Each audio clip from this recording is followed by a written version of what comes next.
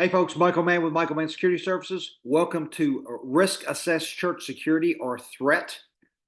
Hey, if you want to get a hold of us, you can get me at contact at michaelmannsecurityservice.com, or you can always call me at 615-956-3912, and let's get into it. Hey, today's agenda, we're going to review RACS, or Risk Assessed Church Security, something we talked about last week. We're going to talk about the RACS elements, or the elements of RAC, and then we're going to talk about the threat piece of RACS itself and where that comes from. Okay, so RACS, again, what is Risk Assessed Church Security? This is where we're actually understanding our likelihood or threat, our vulnerabilities, and understanding also the consequence if this threat were to occur, these threats were to occur, hazards. So here's what risk assessed church security will do for you. Number one, it is going to identify your exposure to specific hazards or threats. So it's actually measuring your risk or helping you measure it. You get assurance versus fear. So you know what you need to defend the church against. This is not a guess. It's not based on the program that somebody from a church that you know of, 5 miles down the road, or somebody that you talk to online, or information you're getting off of a church security Facebook page, because believe it or not, you don't really want to do that. That's a bad idea. So when you do this, again, you know what you need to protect the church against. So again, you have this environment of assurance versus fear. Resources. You're going to save on resources once you know what you need to do.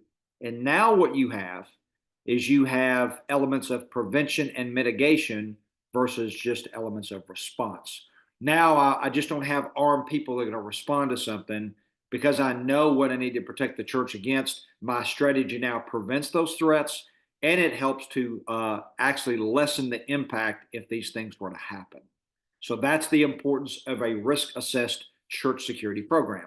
Now, the elements in RACS are always planning, and we talked about planning before. A couple of weeks ago, we talked about comprehensive church security or site security. I talked about your physical security assessments. I talked about your emergency action plans and your physical security plans. That's the planning piece of RACS. That is the planning part of risk assessed church security. The E stands for equipment, so what equipment you need, and not just the personal equipment or the individual equipment for your security team members, but all the other equipment that you need to do to accomplish this mission. It talks about the training that's required for staff members, volunteers, and your security folks, because there are other people involved in this more than likely, depending on the size of the church or the congregation. And then, of course, threat is also a big piece of this, and we're going to get into why threat or likelihood, even though we address it in planning, why do we need to focus on that here? Why is that part of another separate element of RACS itself? So we'll talk about that in just a second. Now, when we start to talk about threat or likelihood, or the threats that you're going to face, are determined in your physical security assessment. Now, I have seen physical security assessments. In fact, we just had one somewhere, or managed a piece of one, where the assessor did not actually do a threat assessment in the physical security assessment of the survey. It's not always necessary to do that, but in the church it is, in this case, because we are trying to get some sort of measure of risk here. So your threat or likelihood is part of the threat assessment that is included in your physical security assessment. And guys, it's important that you guys get one.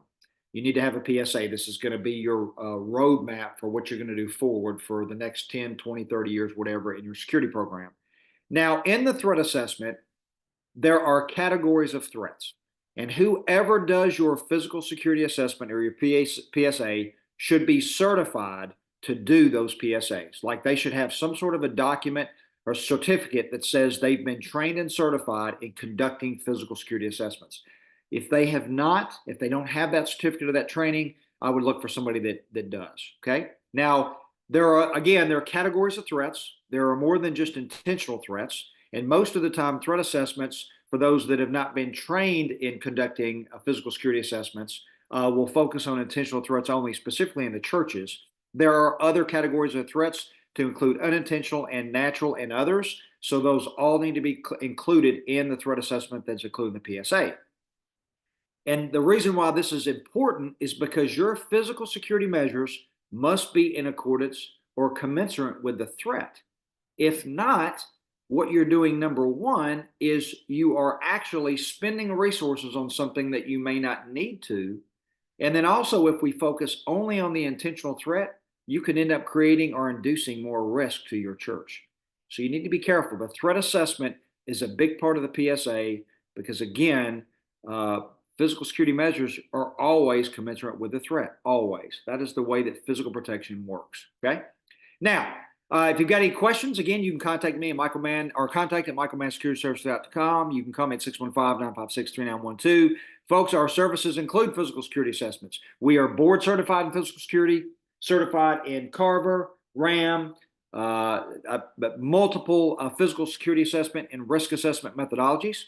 We create, develop, and implement emergency action plans and have years of experience writing those for different organizations, entities, and environments to include churches, ministries, private schools, nuclear fuel facilities, chemical facilities, production sites, you name it, we've got experience doing it. We write physical security plans, and again, have years of experience writing those PSPs or plans. We provide training programs for your volunteer teams and for your staff. And also, we provide contract security services for churches and ministries. And remember, folks, it is about prevention, not response.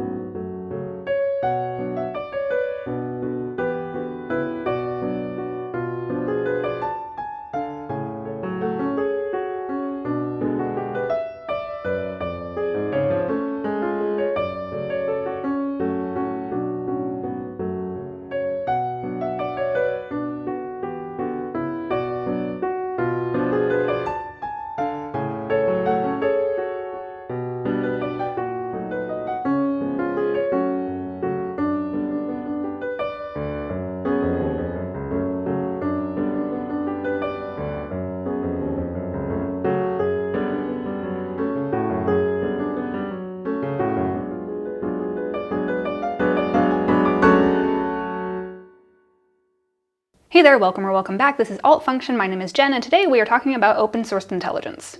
Open source intelligence, as the name suggests, is information available from publicly available resources.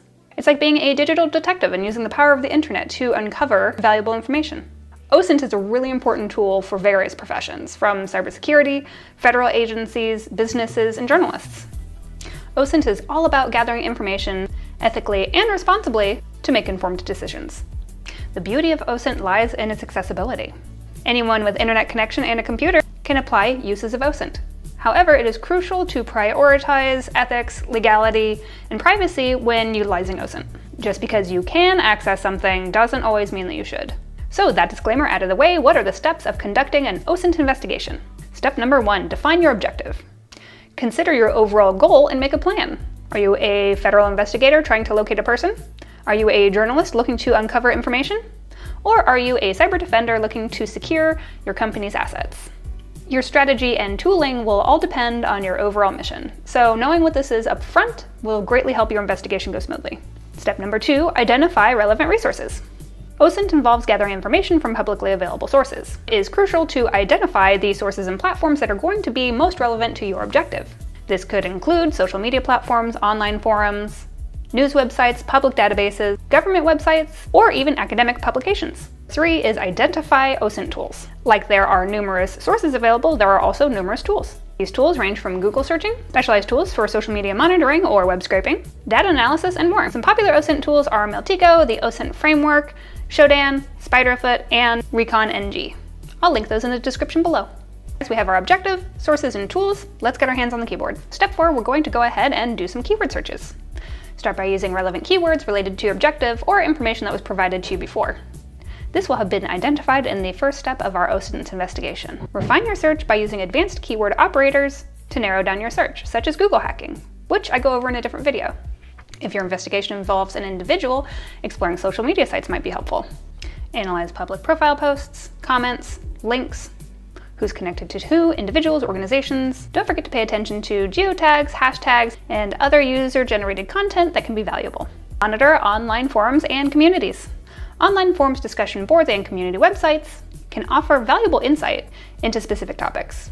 With any information that you collect, make sure that you verify and corroborate. It's important to verify the credibility of the information that you are collecting. As you're conducting your OSINT investigation, don't forget to document your findings. Following the steps above and utilizing the right tools and techniques, you yourself can conduct your own OSINT research. You might want to even go OSINT yourself, see what's out there. Guys, that's it to kick off our OSINT series, the steps of conducting an OSINT investigation. This is Alt Function. My name is Jen. Thanks for joining me, and I'll see you next time.